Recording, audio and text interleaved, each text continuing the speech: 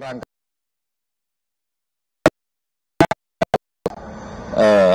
sampai level pemecatan, terus dalam kerangka pemidanaan tadi memang disimpulkan ada potensi unsur-unsur sehingga tema ini berjalan beriringan.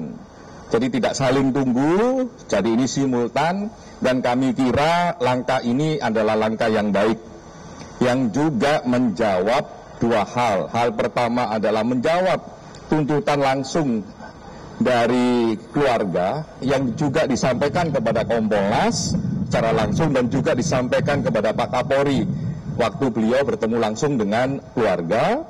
Yang berikutnya juga melihat tuntutan dari harapan besar dari publik agar kasus ini direspon dengan baik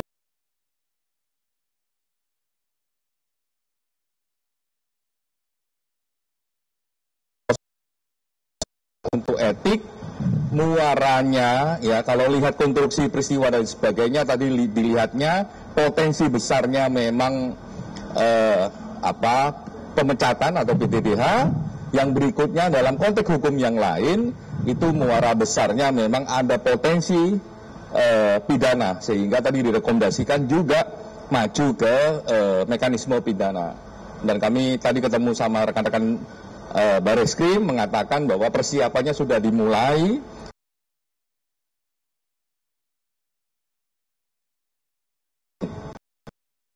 Cukup?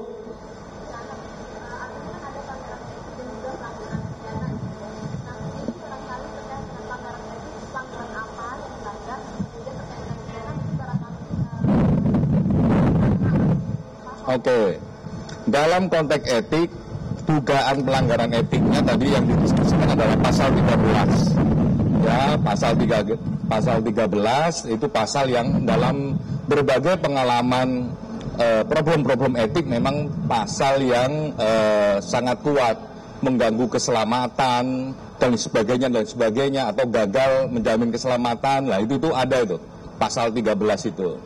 Jadi memang tunnya adalah melihat memang ruang publik, terus bagaimana tapi ini masih dugaan karena kan sidang etiknya masih besok. Ya, semoga sidang etik besok bisa diselenggarakan. Ya, itu yang pertama. Yang kedua dalam konteks pidana, ya ini kan belum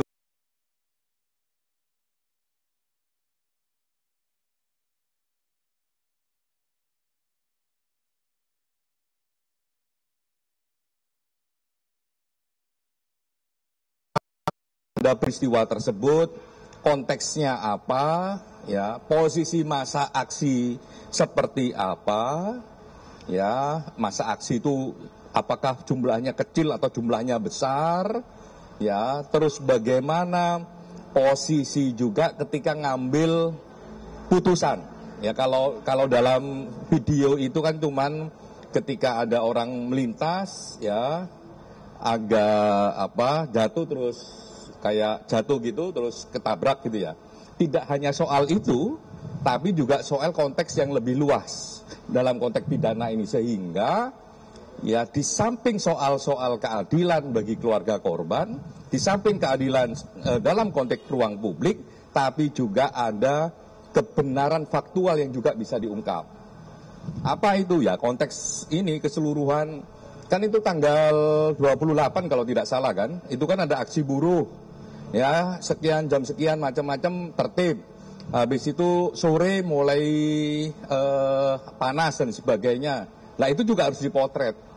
Lah kami juga menyarankan tadi semua pembuktian harus diambil, termasuk juga pembuktian soal CCTV. Mungkin itu sebelum saya lanjutkan silakan Pak Gubernur kalau ada yang nomor itu. Tadi dari Komnas HAM sendiri menyampaikan ada dugaan pelanggaran HAM. Dari Kompolnas sendiri Kompolnas melihatnya ya dengan adanya mekanisme sidang etik, artinya memang ada potensi pelanggaran sidang etik. Makanya tadi digelar, ya ada potensi tuntutannya, ya konstruksi tuntutannya adalah pemecatan. Nah apa hasilnya? Ya besok kita lihat sidang etiknya. Semoga memang sesuai harapan kita semua, ya sikapnya tegas. Dan dengan proses seperti ini di kepolisian yang mengundang banyak pihak, melihat langsung, terbuka langsung, saya kira proses akuntabilitas prosesnya terjaga dan harapan korbannya insya Allah juga maksimal bisa dijawab dalam konteks etik. Dalam konteks pidana, karena ini masih baru, belum bisa menjawab. Tapi kami ingatkan di dalam konteks pidana yang paling penting adalah melihat konstruksi peristiwanya secara utuh. Jadi tidak hanya sepotong peristiwa penabrakannya, tapi kenapa kok dia bisa sampai di titik itu, ada apa di balik itu, jumlah massa bagaimana, aksi waktu itu eskalasinya bagaimana dan sebagainya. Lah itu juga jadi penting untuk diungkapkan. Tidak hanya keadilan bagi korban, tidak hanya keadilan bagi publik, tapi juga hak atas informasi bagi publik apa sebenarnya yang terjadi. Jadi kami kepingin lihatnya secara keseluruhan. Nah untuk menunjang itu semua kami memang dorong tadi semua kesaksiannya memang harus diambil. Yang pertama tentu saja barang yang ada. Apa yang barang yang ada? Salah satu yang paling penting CCTV. Yang lain adalah kesaksian. Ya, saya kira nanti kalau ada rekaman CCTV dan sebagainya, mohon kiranya masyarakat juga bisa membantu, minimal membantu korban, membantu kepolisian untuk segera mengungkap kasus ini, datang ke kepolisian memberikan kesaksian. Atau kalau dipanggil polisi karena muncul di CCTV, juga mohon untuk kooperatif. Semakin saksi-saksi itu kooperatif, kasusnya semakin cepat ditangani. Itu artinya juga kita menjawab secara bersama-sama kebutuhan keadilan bagi keluarga korban. Nah itu yang kami dorong juga ke masyarakat. Kalau juga ada rekaman CCTV yang lain, ada rekaman HP dan sebagainya, melihat peristiwa, konteks peristiwa saat itu, ya mohon kami juga diberikan. Kalau nggak mau langsung ke kantor polisi, ke teman-teman penyidik, ke Barreskrim, silakan juga datang ke Kompolnas. Ya kami akan pastikan informasinya disampaikan kepada Barreskrim untuk ditindaklanjutin sebagai satu kerangka penegakan hukum, gitu.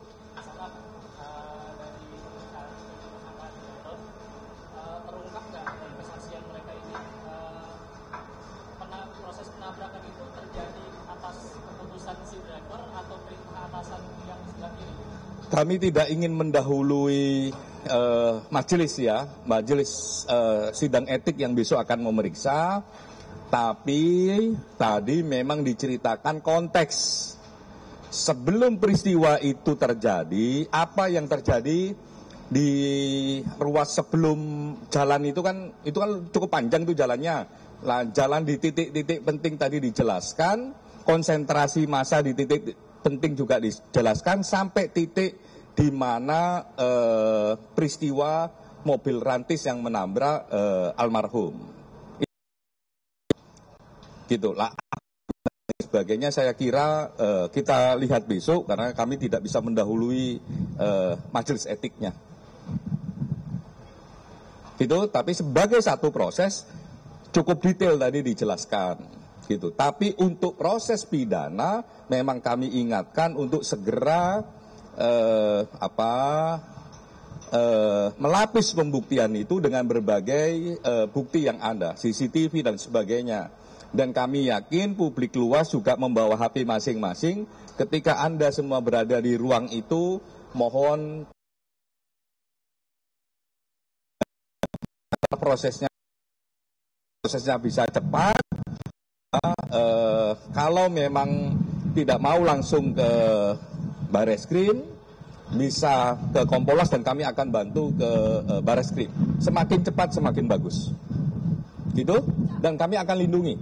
Jadi kesaksian itu tidak akan merugikan Anda. Tadi Gabungan gelar lebih kurang 4 jam ya Cak.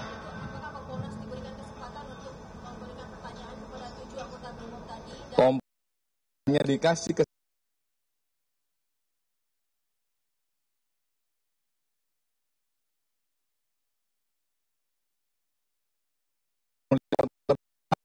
itu juga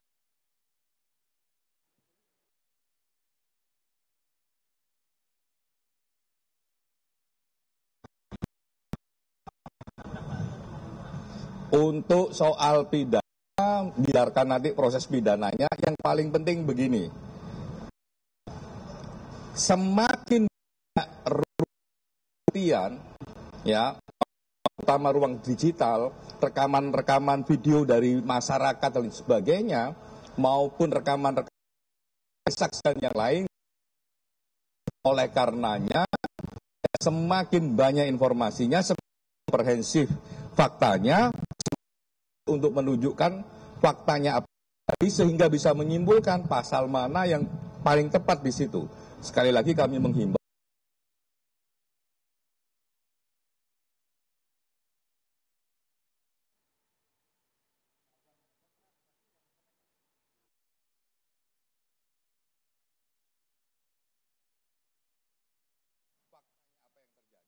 Bisa menyimpulkan pasal mana yang paling tepat di situ. Sekali lagi kami menghimbau kepada masyarakat, ayo kalau punya rekaman, punya kesaksian, datang ke Barreskrim. Kalau tidak mau datang langsung ke Barreskrim, datang ke Kompolnas. Kami akan fasilitasi datang ke Barreskrim untuk berkontribusi terhadap penegakan hukum ini sebagai saksi. Itu ya. Oke? Terima kasih.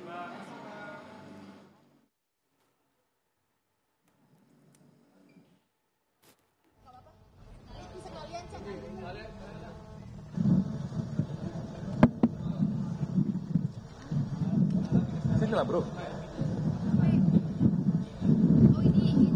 Kompolnas juga sedang menurunkan tim dan monitoring di beberapa titik. Salah satu yang sekarang lagi bekerja, timnya ada di Yogyakarta. Jadi kami juga secara simultan ada di Yogyakarta saat ini. Jadi kita bagi-bagi tim. Jadi seluruh proses ini kami monitoring. Termasuk juga membantu rekan-rekan pendamping untuk mendapatkan akses pendampingan. Saya sendiri misalnya dan dengan teman-teman komisioner yang lain juga sampai malam berkomunikasi dengan teman-teman pendamping dan rekan-rekan kepolisian untuk biar bisa diakses gitu. Nah, itu yang kami lakukan. Jogja. Yang di Bandung. Ya, yang di Bandung sedang kami dalami. Ya. Oke. Makasih.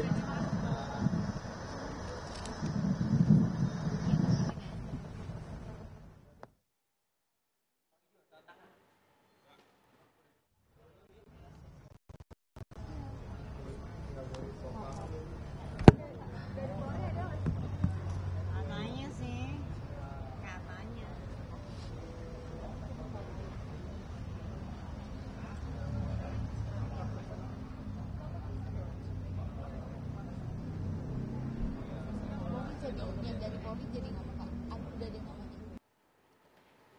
Ya pemirsa, tadi kita sudah menyaksikan keterangan dari Komisioner Kompolnas Khairul Anam, di mana sidang kode etik akan dimulai pada esok hari. Sedangkan pemirsa, dalam gelar perkara yang akan dijelaskan bagaimana secara utuh konstruksi perkara dan juga pelanggaran-pelanggaran yang diduga dilakukan oleh ketujuh anggota tersebut. Dan tidak hanya itu, Kompolnas juga diketahui akan menurunkan untuk proses dari yang ada di beberapa wilayah, pemirsa, seperti salah satunya adalah di daerah Yogyakarta. Ya, untuk 7 oknum anggota kepolisian, dalam hal ini ada 2 kategori pelanggaran yang akan disangsikan, yaitu kategori pelanggaran berat dan juga kategori pelanggaran sedang, di mana dari ketujuhnya yang diduga melanggar etik sedang, yaitu Aibda M. Rohyani, Bribtu Danang, Bribda Mardin, Baraka Jana Edi, Baraka Johannes David. Dan untuk pelanggaran etik berat ada 2 oknum, yakni Bribka Rohmat dan Kompol Kosmas Kagae. Keduanya inilah yang merupakan sopir dan juga duduk di sebelah sopir dari mobil Rantis yang diduga melindas driver ojol Avan Kurniawan. Kita pantau bagaimana situasi terkini dan informasi terbaru. Sudah ada rekan kami Rindi Salsabila. Rindi, sudah bisa mendengar suara kami, Rindi?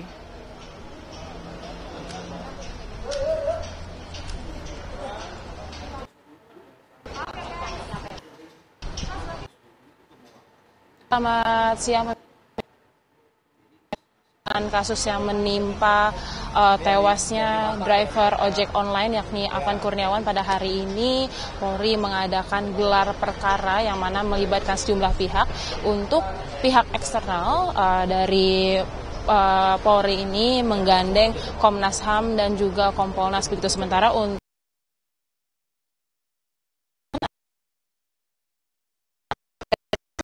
Ditkum, Ditpropam Brimopolri serta Ditpropam Polri, begitu.